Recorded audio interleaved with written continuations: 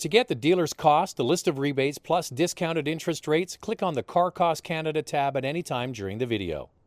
All right, a lot of you have asked for Andrea to come back and do a review. Welcome back. Thank you. Feels good to be back. And a lot of you have asked for a review of this particular model. It's the Mazda CX-5 with something special under the hood. What is it? A sweet turbo engine. Available on the top 2 trims in the Canadian market. Signature is the one we have here, and one down from that is the GT. Now, the design of this product's been out for a couple of years, but what do you think of the way they've designed it? Oh, it's so sophisticated looking, isn't it? Yeah. They've done such a great job, Mazda. I think they've really listened to consumers and what they're looking for in a compact SUV, and it really is starting to look like a premium brand, but a much smaller price tag. And that's really where they're pushing the brand. Their top trims, they want to compete as an alternative to buying a premium car. When you add in the features and all the things you get, it starts to look like a deal. Would you agree? I would agree. I would agree. So we're not going to spend too much time on the outside because the vehicle has been out for a couple of years. It has. We're going to go inside and we're going to look at some of the new features that Mazda is offering this year for this 2019 model. Okay, so what do you think Mazda's trying to accomplish with this new signature trim? Well, I think they're trying to mimic a premium brand.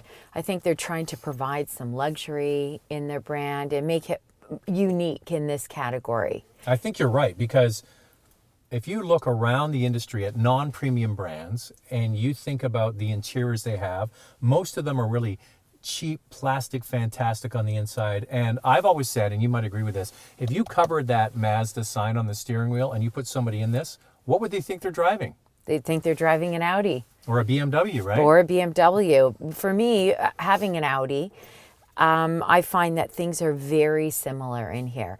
You've got that center console dial that controls the infotainment center. You've got this beautiful Abachi wood. You've got plush leather seats, not faux leather, plush leather. It's Nappa leather on the signature. Right, yes. And ventilated seats. Yes, and it's that beautiful brown Nappa leather. And it looks gorgeous. It's difficult to see on camera, but very pretty. Yeah, and the other thing is that other than the very low parts of the doors, in this category you get the hard plastic. Above that, it's all very nicely finished. Yeah. Now, just a regular sunroof, no panel roof. What do you think Yes, of that? well, I had a few friends ask me about it because they were interested in the CX-5, and specifically they asked about the panoramic sunroof. And I understand, no, it's not going to be available. No. I'm okay with it. I like a big sunroof myself, but if this is what's being offered, that's okay. Maybe the next model will have a panoramic sunroof, at least an option to have one. You know what's interesting? You have a car with a panoramic roof. It's never open. You never use it. Well, I do use it on some days. When it's really bright and sunny, no, I may have it closed. But on a cloudy day, I do like to have it open. All right. Now, so for the signature trim, you get the wood you mentioned, you get the leather seats that are Nappa, you get the brown available, and the ventilated seats, heated seats in the back, heated steering wheel. Now, one of the big knocks against Mazda is they didn't have Android Auto and Apple CarPlay in their head units. And that's the big change for 2019. And that's a big deal. Many people want Android Auto or Apple CarPlay, and I think it's an important feature to have, and it puts them on par with premium brands. There is a but. Start the car up for a second for me. Yes. I'm going to count. Okay, this is the head unit starting up. I'll hit the agree button. 1 1000, 2 1000, 3 1000, 4 1000, 5 1000, 6 1000. Okay, then we'll go to the satellite radio stations for the channel list. 1 1000, 2 1000, 3 1000. It's slow. So they've added Apple and Android. Now this, we've already started the car, driven it today. Yes. First thing in the morning. When it's cold. When it's cold, and when the whole thing is shut down and it's the beginning of the day, it takes 15 seconds for the radio. It's too long. Yeah, people aren't gonna see. It's searching for the channel list for satellite radio now. It's Sure. just when you're getting going, it seems like an eternity. I know these are first world problems, but when you compare it to others in the class, that definitely. But it's a software thing. They could probably update it with software. I bet they can if you get enough complaints. Yeah, we're starting here. The other one is wireless charging. You and I have wireless charging docks that we use at home all the time. Love them, right? Yes. And a lot of cars have that. Not in this car. Not in this car. Not in this car. Well, that's really too bad. That's something that Mazda should add Yeah, that's at some point. And that's also something that's very easily added into this product, Yeah. say for 2020. But overall, I mean, it's nice in here. It's great. I want to touch a bit on the second row seat Okay, go for it. because we've got two growing boys. One of them is almost 6 feet tall. I'm carting around him and his friends to basketball games. And when they sat in the back seat, they found that there was enough room. But there was enough room. Now, on a longer trip, would it be as comfortable? Maybe not. We know in this category that other compact SUVs are bigger than this CX-5.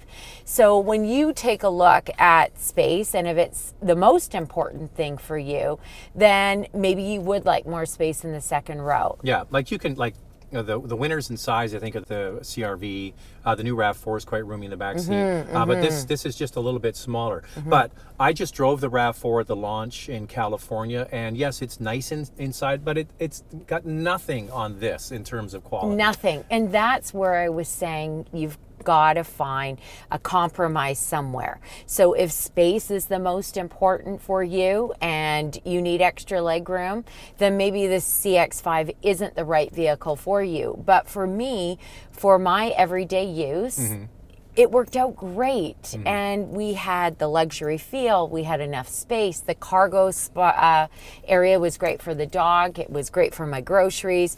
It worked out just perfectly for us. All right, well, the good thing we got the engine running. So now we got to saddle up Yes. and take this turbo for a ride. Well, Andrea, first of all, I want to say, it's nice not having to drive. For a change. Yeah. Although you do like driving most of the time. But you know what? I'm not good as a passenger. You're one of the few people. You're a good driver, so I feel relaxed. Okay, so... Oh, well, that's good to know. I feel like you're a bit controlling.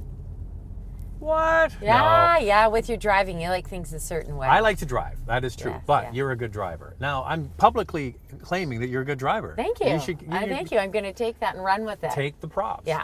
Okay, so we mentioned that the vehicle for the most part is carried over, except for the GT is optional and standard on the Signature. What's under the hood? Oh, a 2.5 liter 4-cylinder turbo engine. With direct injection, and it runs on regular gas. Isn't that great? Yeah, that's amazing. And especially with gas prices where we live. Yeah, it's great to actually get that savings. Now, you can put premium in to get a horsepower bump. So it's 227 horsepower. And if you put in premium gas, say you're driving through the mountains or something, going on a long trip, you want to get a little extra power, you put premium in, you get 250 horsepower. But here's the great thing. Regular or premium, the torque is exactly the same. And what do you use in the city stoplight to stoplight? Torque. Why? And we have a diesel in our car because we love the torque. This car has 310 pound-feet of torque for this small vehicle. That's pretty incredible.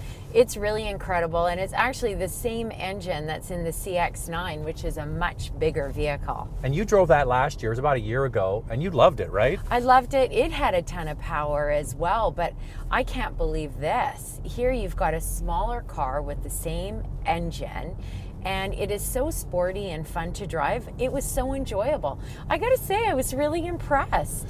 Here's the thing, turbocharged engines in compact utility vehicles. So probably Tiguan is a choice. It's under 200 horsepower. Yes. And then you get the CRV with a small 1.5 liter turbo. It's under 200 horsepower. This is sort of competing more, once again, with those premium brands. Now, most vehicles in this class have around 240 or 250 horsepower, so it's a little less than those. But actually, when you put the premium gas in, you do get 250. So yes. it's right on the money, really. Yes, but I feel in comparison to some of those vehicles that this has a lot more power. So to some of the mainline cars. Yes. Oh yeah, for sure. And I think that's what they're going after. They're really positioning this car as, okay, you want to have all the stuff that you get in a premium brand, but you don't want to pay the premium price. Here you go. We'll offer it to you. Yeah. So you think this will catch on? Do you think people will actually look to Mazda for this, or they might not even know it exists? I think they'll look to Mazda. I think that some other brands that are in direct competition with Mazda, I feel like sometimes they're just top of mind, you know, whereas maybe they forget about Mazda, but it's one of these vehicles, it's one of these brands that you've got to do the research, because you will be so happy with everything that Mazda is offering. They are nailing this category, in my opinion, not only with the interior, the exterior, and now the engine. And the handling. Mazda has made a big deal about their handling of their vehicles, and they do deliver. It's not just a marketing mumbo jumbo. In fact, for this new product, they adapted the suspension again, and they seem to be doing this every few years. So it does have a dialed in feel. Like, once again, you cover that Mazda logo and you drive this, the driving dynamics you get, in my opinion, rival many of those premium brands. Yes, and I think that Mazda has done the research. I think that they're listening to what consumers are looking for. When you sit in this compact SUV, you feel that you are in a special vehicle. When you drive it, how agile the vehicle is, how it takes corners and the power, you once again feel like this is more of a premium brand. Okay, there's one thing I'm not crazy about with this. Now, it's a good thing that we're at a stop sign here, because I want you to, when the light goes green, I want you to hit it, okay? Like floor it. Yes. Okay? I've done it before. Okay, good. Hit it. Okay, now slow down because we don't want to speed. Did you notice any tugging at the wheel? A little bit of tugging, but not something that I think I would have noticed. It's just that you pointed it out. Yeah, there is some torque. It's called torque steer.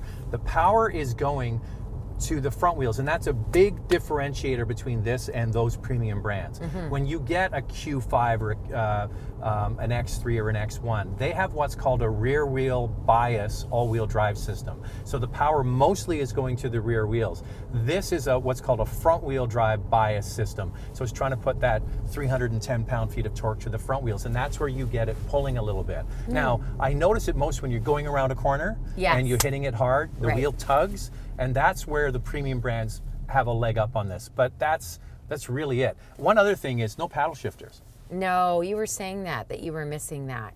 But overall, I think they nailed it. Okay, let's just go to the price here. Now, I did some comparisons. So let's just cut to what this particular one costs. So this is the top of the line Signature. It's pretty much 41 grand. Now, it's not cheap.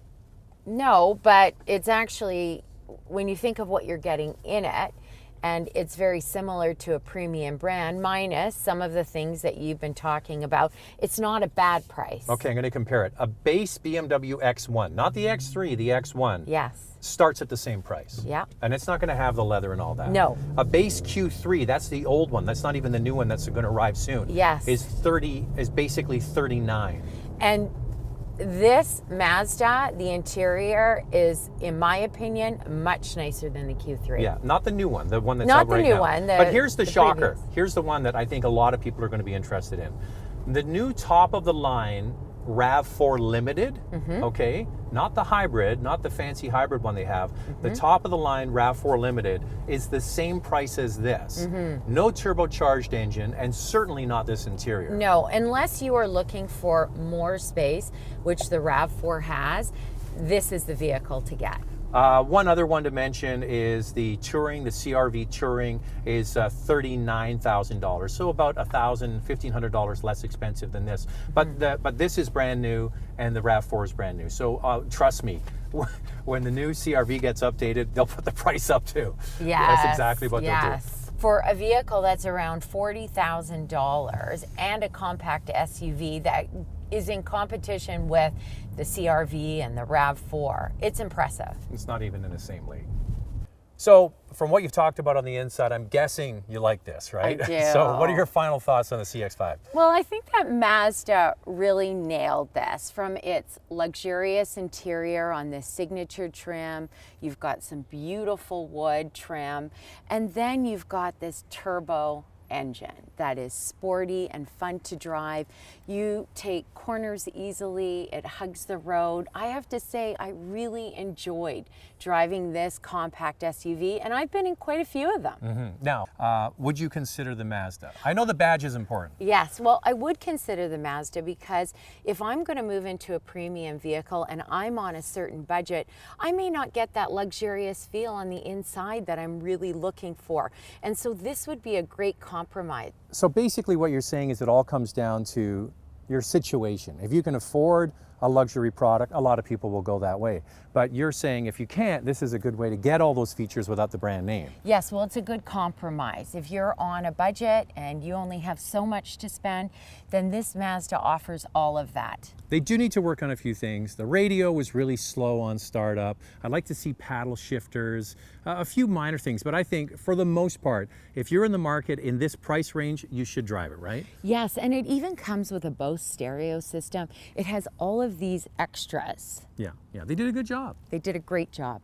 Car Cost Canada provides the dealer cost, a list of rebates, plus discounted interest rates. The link is in the description below.